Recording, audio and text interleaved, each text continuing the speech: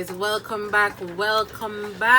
You are still tuned in to Funtastic Fridays, and you know we're here with you every single Friday. And all the Friday them when a name Friday, don't ask me no questions because I don't have the answers, from 5 p.m. till 8 p.m. Alright. And from you hear that sound, you know what time it is. It is time for Talk the Ting with Kim. Alright, so for this week's discussion, as I said every single week, guys, I look forward to your feedback, I look forward to your comments, I look forward to your perspective, because just like how you guys are learning from us, we are learning from you just as much, enough right? things we don't know what we don't know about. And I want to get as much of the gem them when we can collect, because I will not talk about the physical gem, the knowledge. I believe there's power in wisdom and knowledge. So the more me know and understand and can see different perspective, I think it makes me a better person. So help me to be a better person, right? Alright guys, so the topic for this week is parenting in the digital age. When you hear that phrase, what do you think of?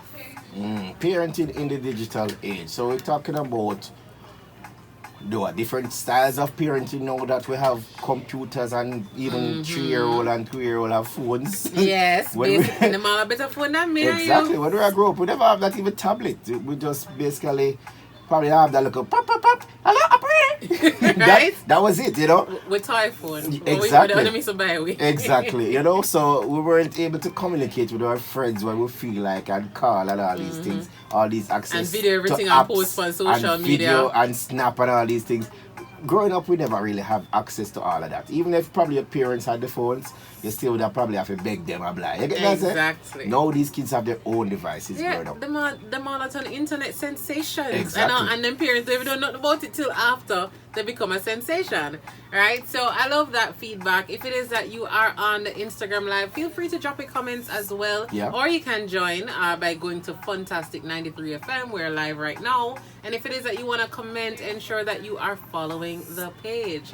And then if it is that you're listening out there in Radio Land, if you're not drive, come and turn up a message while not drive. We don't do that around here.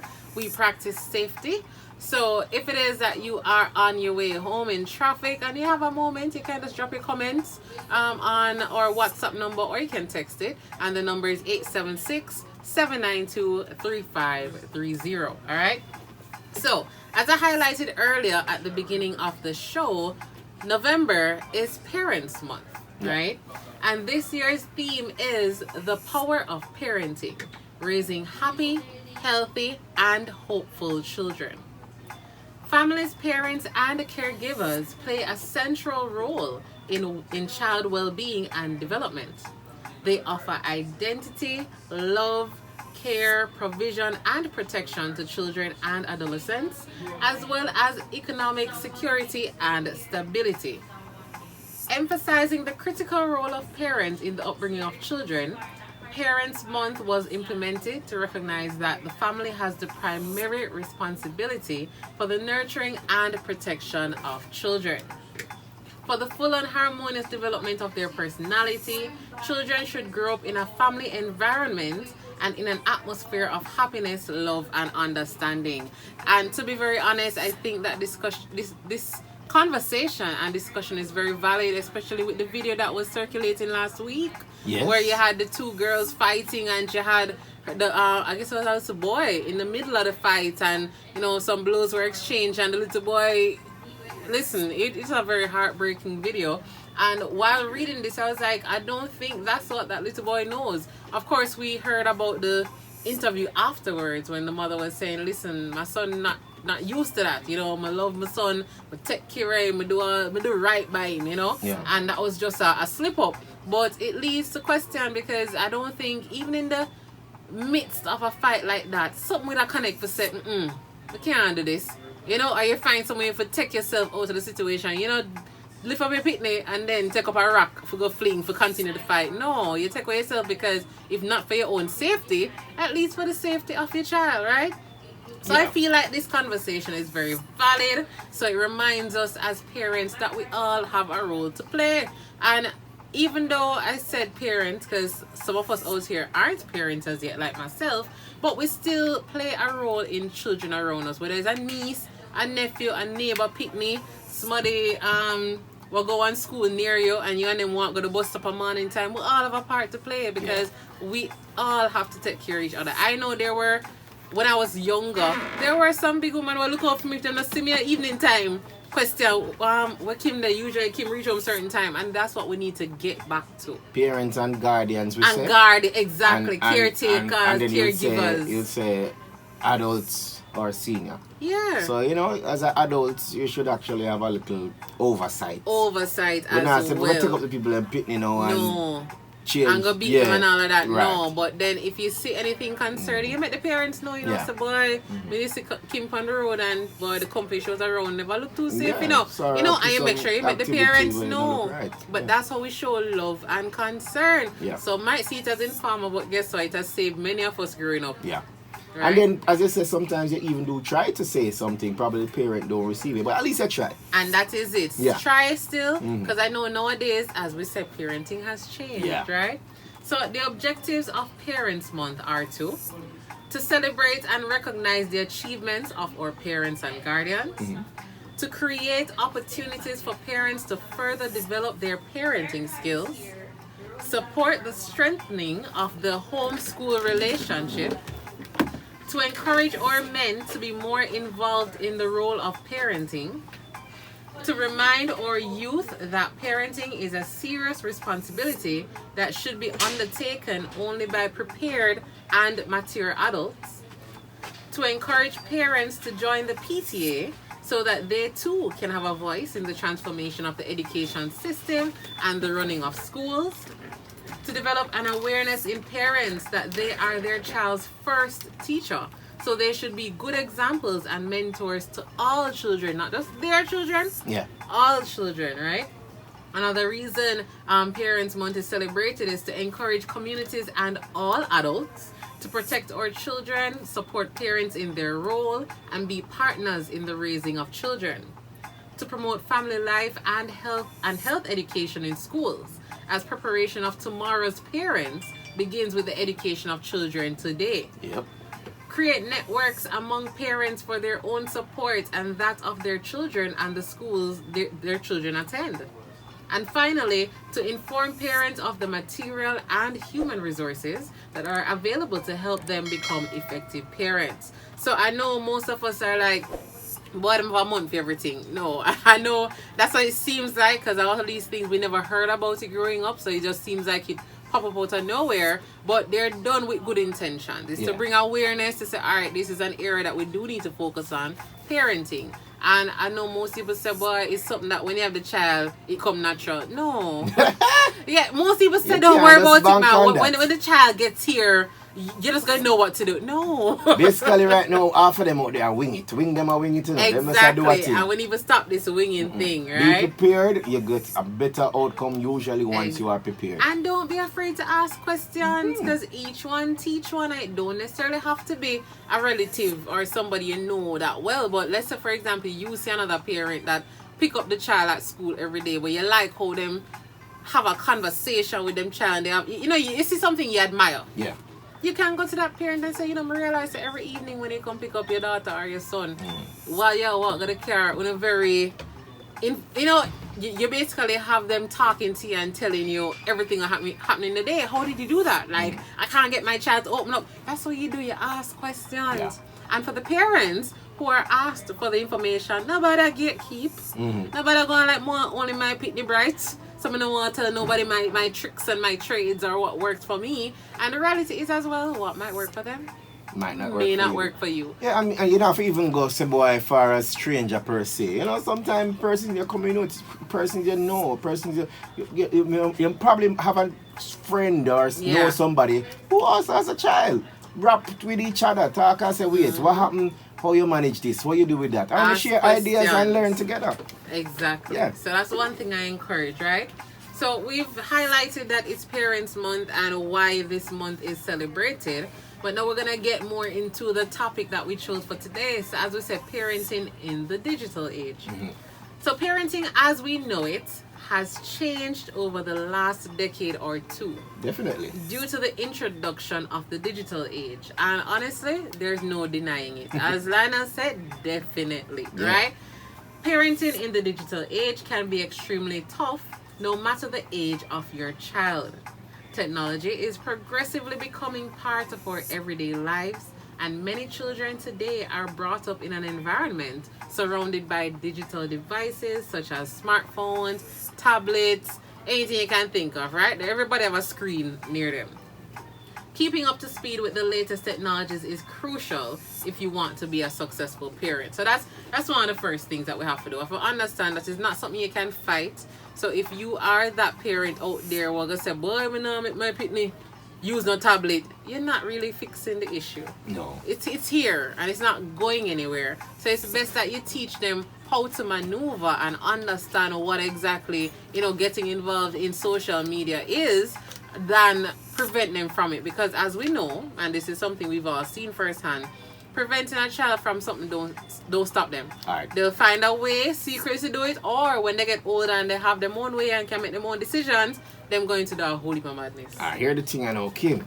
Because you have a set of parents, because they haven't really ventured into using these devices, or they haven't ventured into checking out these apps. Yeah. Them say, oh, me no want you upon this, me no want you upon that. Right? But they themselves don't even take a little time for research what go on. Exactly. And find out if this is a good app or not. What are the benefits and how do you use it properly? Exactly. Because ignorance them say is bliss, but ignorance no good when you try to grow a child. you have to be informed. And that is why they say keeping up to speed with the latest technologies is crucial. We never say it's recommended or we think you probably can't use it. It's crucial good to know be a successful parent in this day and age. We're not talking about yesteryear or 2 decades ago. We're talking about nowadays. If you're a parent, you need to keep up to date with the whole technological trend, right? I know it can be intimidating. It can, because even me, sometimes I just don't even want to venture into nothing new. It does seem like it's too tough, And one of the things, Kim, that usually probably catch most of the, I guess probably the older parents, I would say, in this time. You remember like when you grew up, parents would tell us, you think my born big? Yeah. Because they would have said that because they've been through most of the experiences that you've been through. But when it comes to some of these devices, they never have it when they grow up, so they don't know nothing about it. Exactly. You have to teach them now. So these are the advantage that they would have had to say, boy, me know this, me know about that, me know about this. You might not know these things. So as Kimmie said, you have to keep up to the time. And that's why I say it's intimidating, because since they had no familiarity with it growing up, so for them they're like, oh, I'm not going to try. They'll prefer to hire somebody who can do it than to learn themselves. But parents, it's essential that you understand. And here's the trick. You can use it as an opportunity for you and the child to learn together. Experience, right? There you go. Exactly. Oh, so, you do this. What we can do this? And we'll learn together. Make us set up an account. Make us see what I go on there. So learn together. Well, I love that you mentioned that, because that's gonna actually come later on in the content, there we right? So I like how you think outside of the box, and this is what we encourage every week, guys. Wi-Fi connect. While you're listening, like go and think outside the box, like what could be the benefits of this? So it's not about shunning it, because it's here. Yeah. That's I am one of those persons. I remember when I first heard about AI, I was one of those people. I'm like, oh no, that's got this and it's gonna remove the whole human interaction or whatever. But no, I've come to accept, and that's something you can stop. And it's gonna happen. The worst thing about it, from the invention of computer, AI actually existed. It's just that they didn't set open up the limitations. Yes. Because really and truly, if you type in on the computer and say 3 plus 3, it starts suggest stuff. It's going to start add and think what is the next step. So it's there, but it's even just before you type in the 3 plus 3, you put in 3 and it starts the plus sign. Suggestions. So AI is always there, but it's just that now everybody is basically removing the limitation and expanding the capabilities.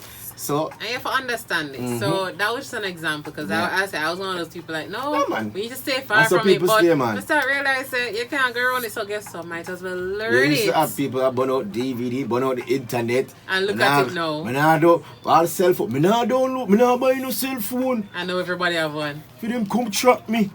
Right? So knowing how technology has impacted parenting is extremely important.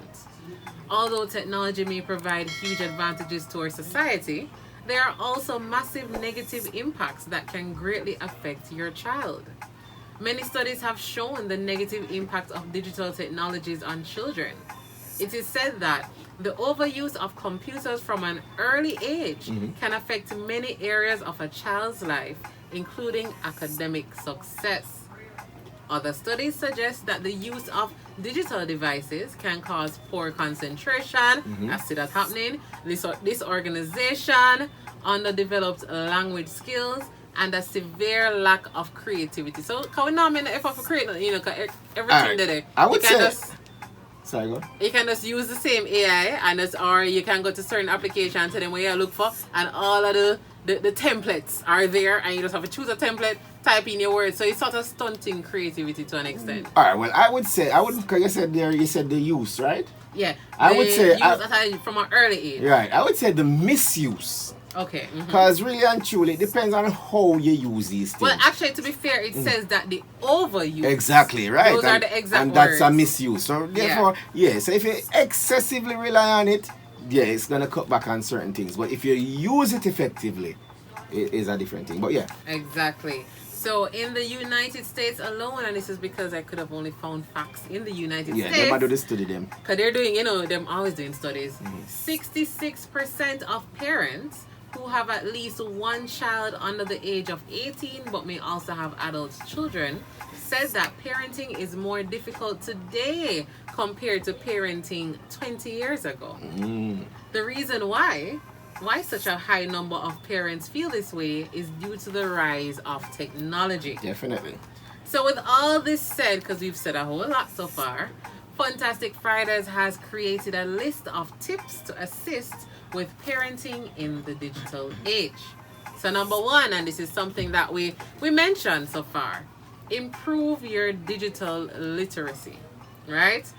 Educate yourself. Stay informed about the latest technologies, social media platforms, and online trends. This knowledge will help you guide your children effectively. And also teach digital literacy. Educate your children about responsible online behavior, including the importance of privacy, security, and critical thinking. So that's what we were saying earlier, right? Don't shun it.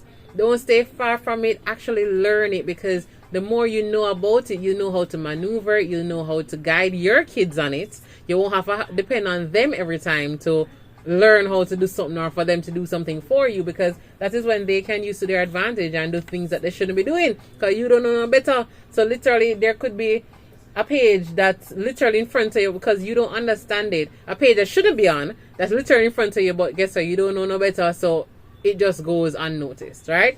So the very first tip, ladies and gentlemen, parents, adults, caregivers, once you have a child that you have to care for in some way in your life, whether it's a neighbor pitney, one friend pitney, you have like a best friend and them have a daughter or so, any one of them need to improve on a digital literacy.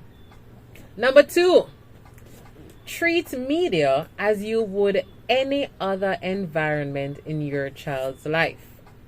So the same parenting guidelines apply in both real and virtual environments. So you need to set limits. Kids need and expect them. Let's repeat that. Set your limits, because kids need and expect them.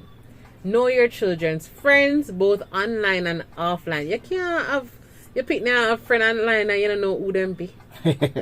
Do little research every day, hear them talk about John online, and you don't know who John is, you don't know what John picture look like, but every day them and John in a game, online game, I play, and you say, yo, John is so cool, like you know the game, and them teach me some things, and some say we can hang out, and you don't know about none of that. Exactly. So you have to know your children's friends, both online and offline. Know what platforms, software, and applications your children are using, what sites they're visiting on the web, and overall just what they're doing online. You have to know these things. So I know nowadays I keep hearing about children's privacy, and I do believe that yes, a level of privacy is required, but I don't necessarily think privacy in this regard, in terms of the digital space, is really needed, because it's a dangerous space. It's just like how if you're not gonna make a picnic go a certain area alone. Literally the same thing, right? We're talking about physical. You're not gonna make your picnic go downtown alone maybe or stuff like that. So just like how you're not going to leave them alone to go somewhere physically, why are you making them go online and you don't know what going on with them? Are the same thing, you know. So as it said earlier, just like how you monitor your kids in other environment, it's an environment that you need to monitor your kid as well. Right? So I hope you guys changing your perspective and considering how exactly you can incorporate this into your parenting skill.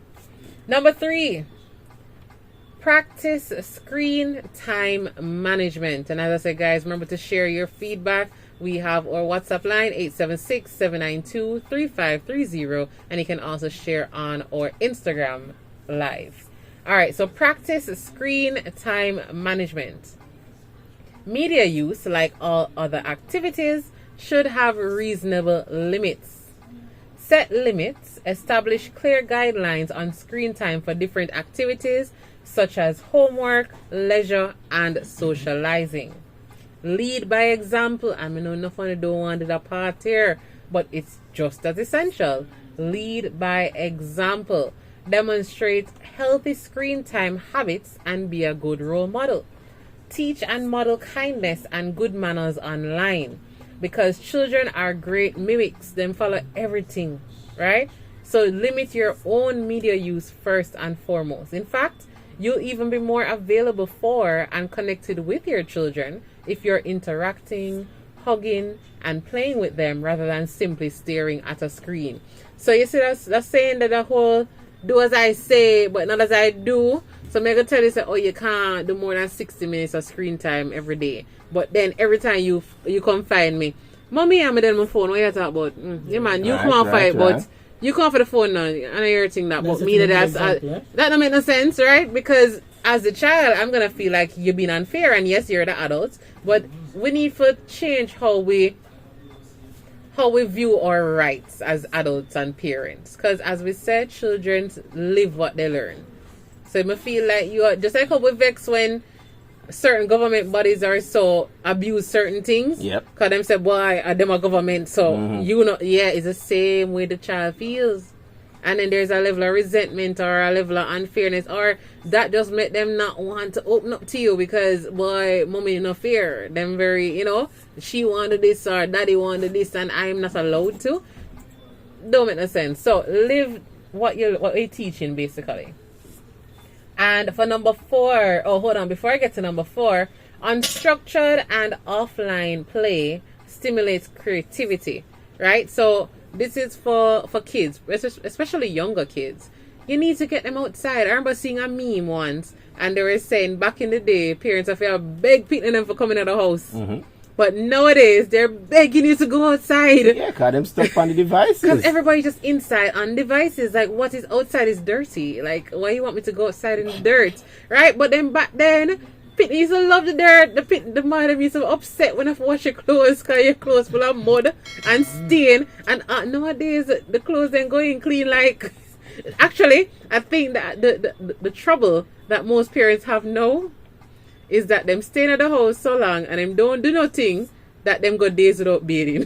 I think that is the main thing. No, because guess what? When you go outside and you mess up yourself, your parents are going to bother you and say, listen, they can't come in the mud. So you have to bathe. But no, because you're always on the laptop or the phone or whatever, the days go by. You play a video game for 4 days straight and you have to come and say, yeah, babe, you look like you have on the same shirt from 4 days ago.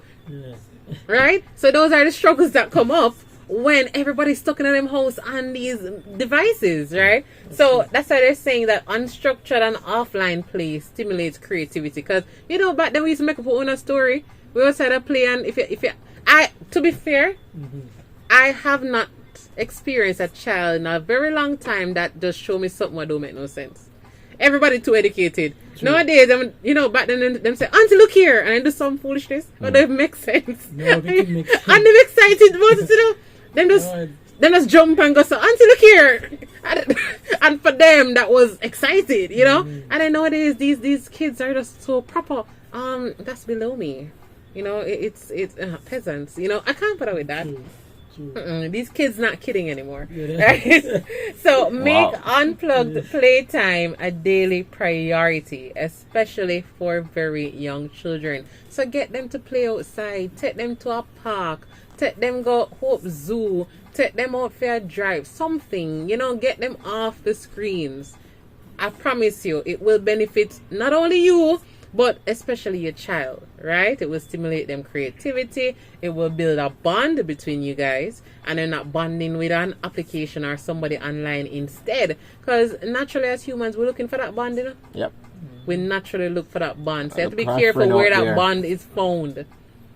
So if you have the bond there, then never look nowhere else, right? So I'm gonna suggest build that bond with your child. So we're coming up to the 7:30 break. When we come back, we're going to read a flow credit. So flow phone users draw for on a phone. And then we're going to get into the rest of the topic for Ting with Kim.